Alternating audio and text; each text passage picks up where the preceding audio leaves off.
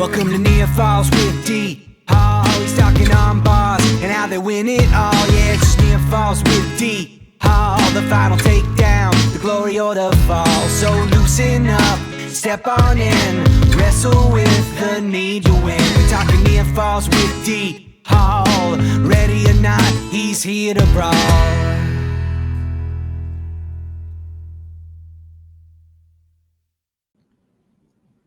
What's going on, wrestling fans? Welcome into another edition of Near Falls with D Hall, a wrestling podcast.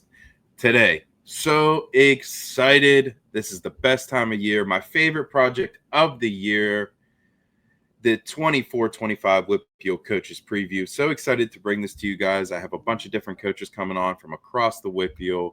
They're going to come on, talk about their schedule, expectations, up-and-comers, their leaders, their seniors, all that type of stuff. You guys know the drill. This is year 3 or 4 of me doing it. So pumped up to bring it to you guys. I really hope you enjoy it, and just hope you enjoy listening to these guys talk like I did. It was always a blast for me, and this year was no different. So without further ado, welcome in to the WPIAL Coaches Preview. Welcome to the Near Falls WPIAL Show, where D.R. and Kaz are gonna tell you all the things you wanna know. Whether it's Trinity or Spencer Lee or Mr. Kurt Angle, just ask Trinity, WPIAL, yeah, Ken and Mac for sure. They got the interviews to soothe your soul, because it's Near Falls in the WPIAL. Okay, joining me now on the call, we have Trinity area head coach, Mr. Ron Tarquinio. How are you, sir? I'm doing good, Don. Thanks for having me on to do this. This is a really cool thing that you do with the WPIAL and the coaches around the area. So it's really cool to bring us to the spotlight. So thank you. My man, I appreciate that. And I wish we had a deer to talk about this year. Or did you get one yet? I did. I pulled the trigger on one early. There you go. Nothing to write home about, but after the last 2 years, kind of going out a ton, and then getting one of the last weeks of the season, I took a chance, and I knew we had a lot of stuff with daughter playing soccer this year, and so let one fly early. Get some meat in the freezer, right? That's right. There you go.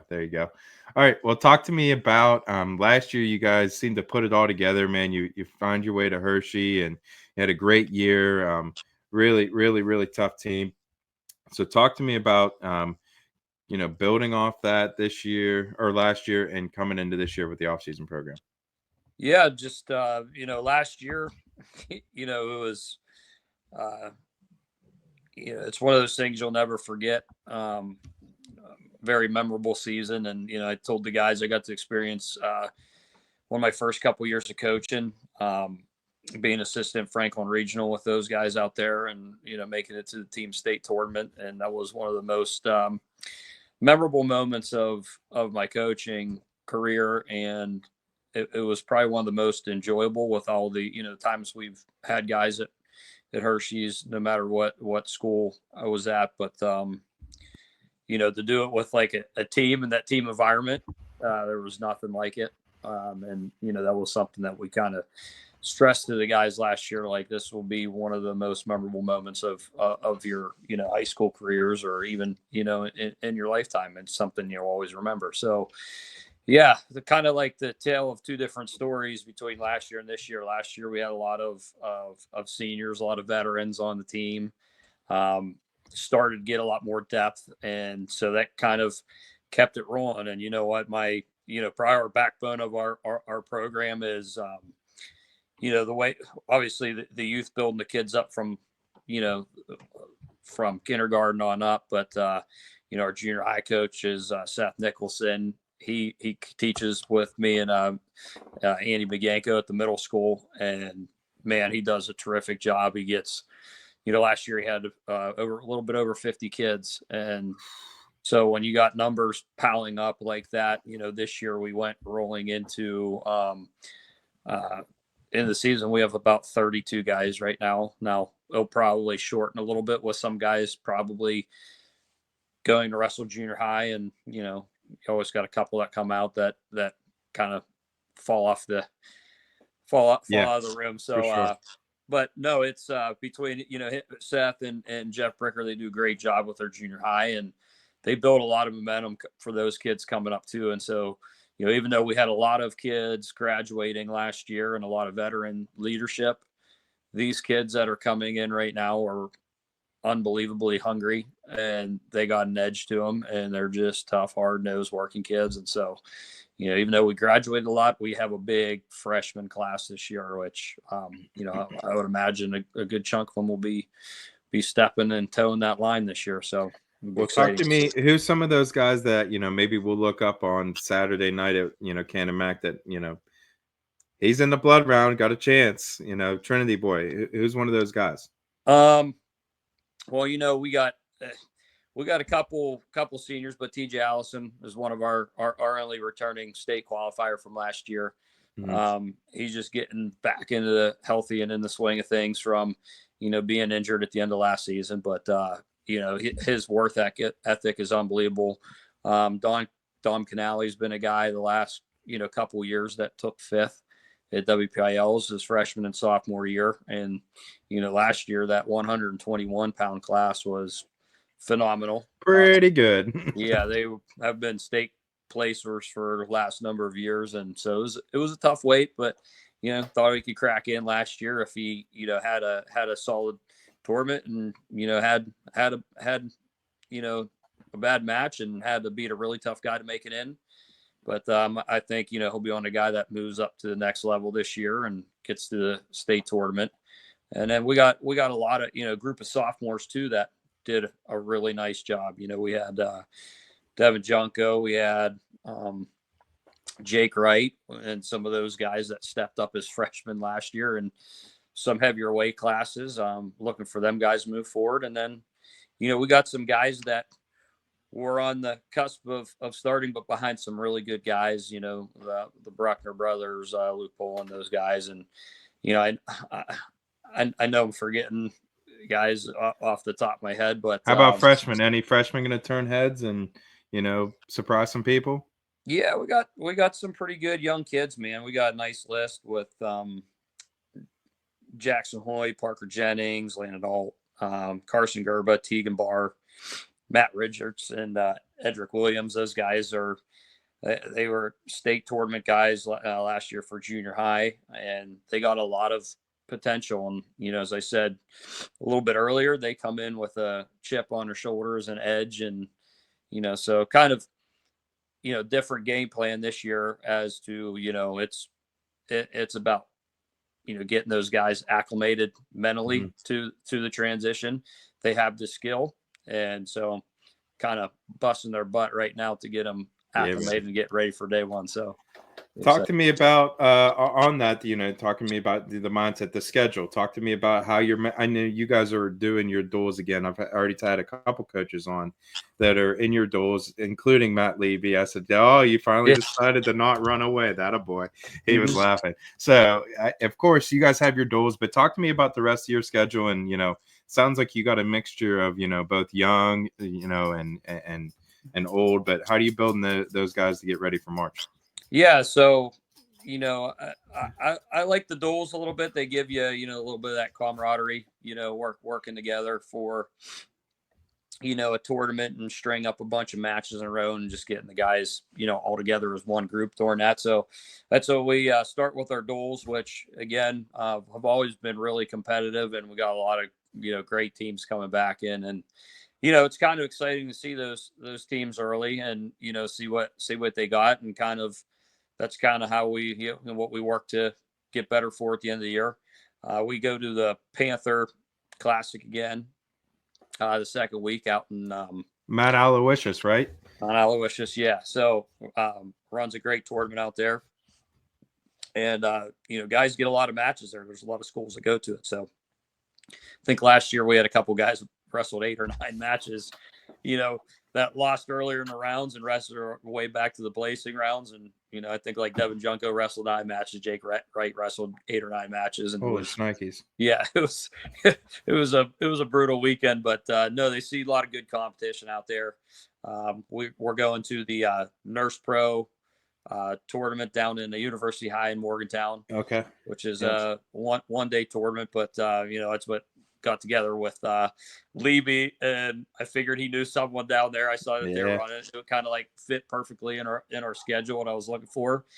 And, trying to get some of those young guys some individual opportunities, to get a good chunk of matches in. And so just to build on their experience for that second half of the season. So, and then actually Leby got in the same tournament too. So we'll see each other a couple times, I need it. whether it's, team wise or individual, which will be really cool. Last year was funny because we started out the year scrimmaging together, and then, we both made it to the team state tournament. So it was like, oh, this is cool how we like started our season together, and then we're both, right here wrestling in Hershey, trying to medal. But no, so we do that, and then obviously still waiting for the official word back with the point system.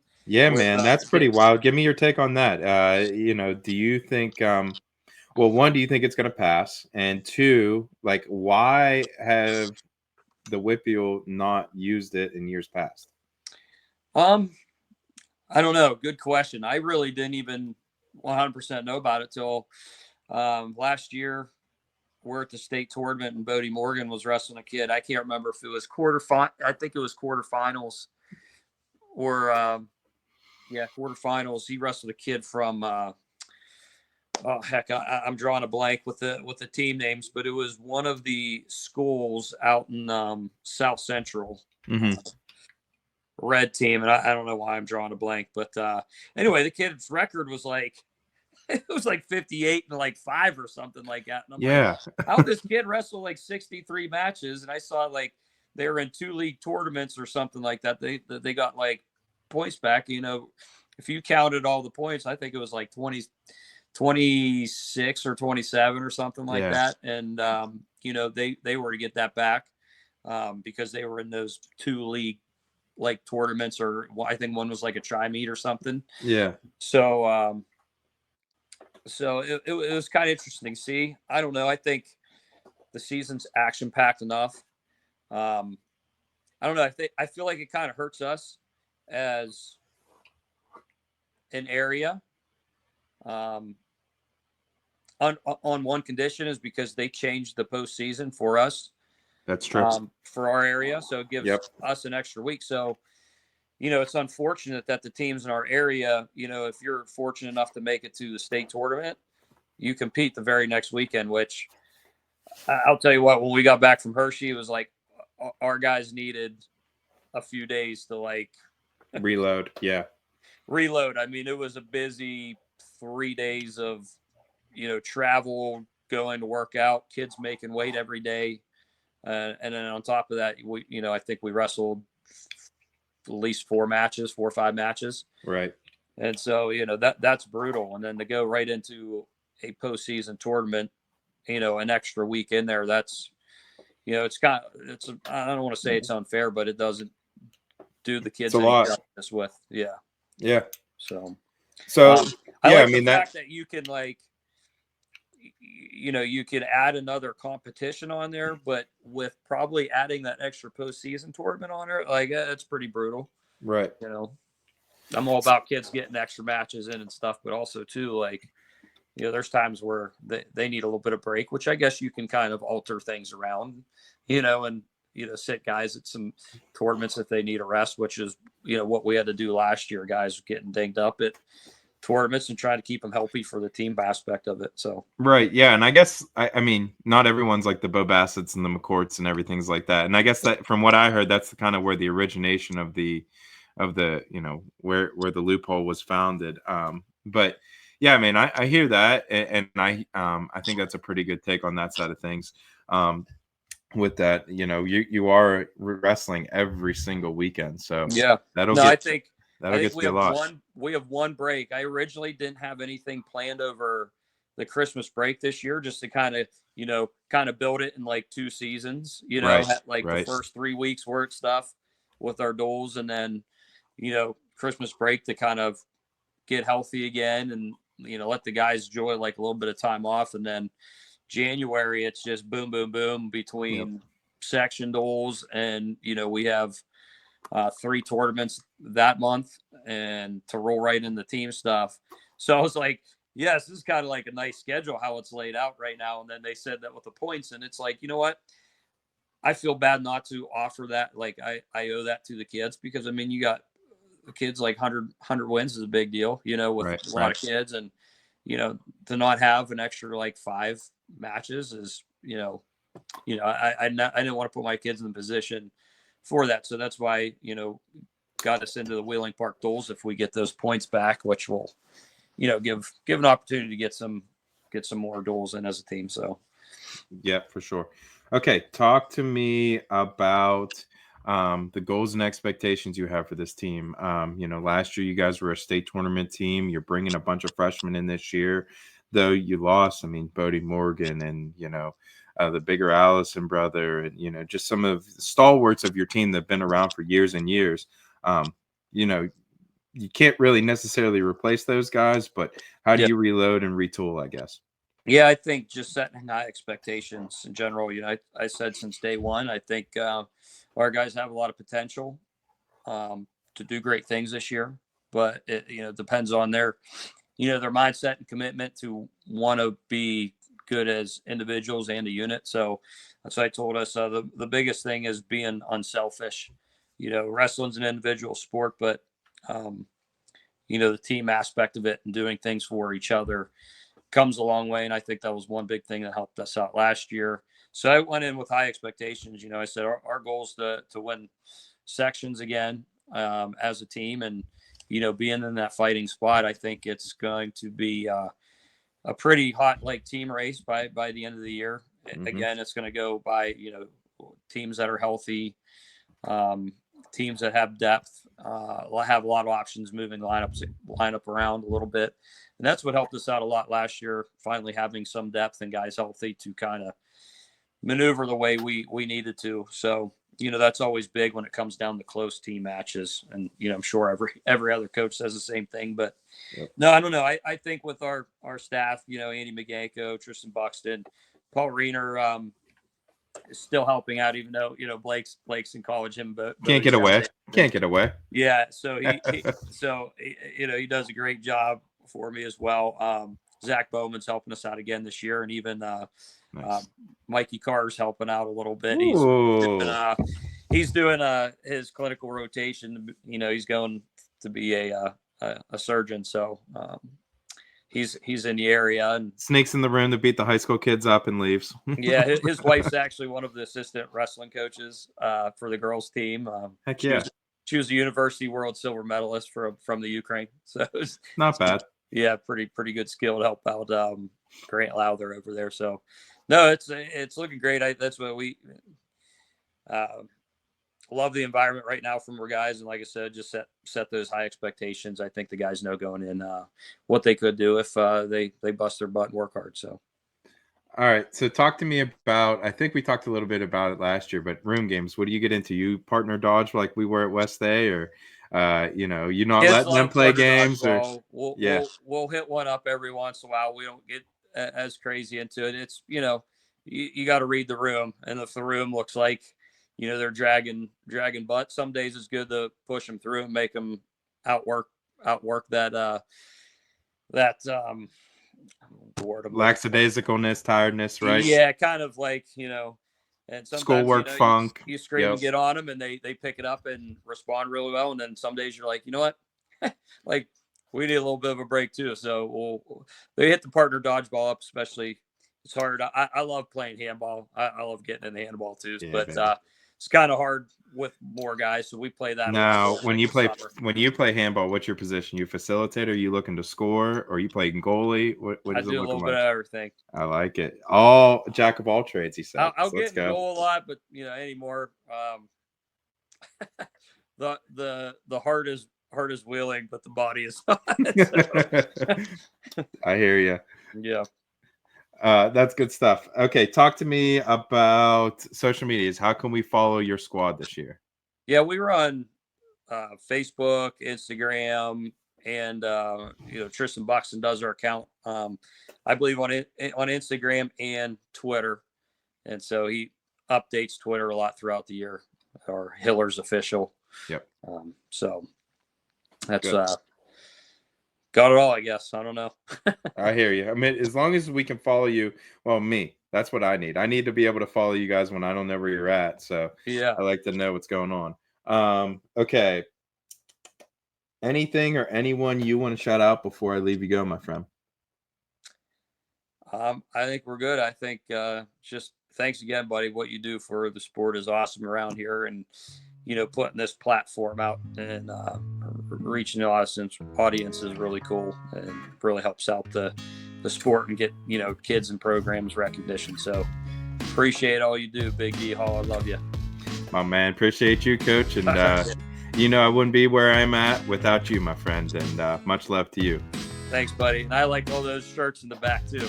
I wonder where I got them, man. I was just talking to someone about that. Appreciate good, you, Coach. I'll see you out there probably at your doors, man. First one of the year. Sounds good. You need a table set up, you let me know, buddy. My man. Appreciate you. See you, buddy.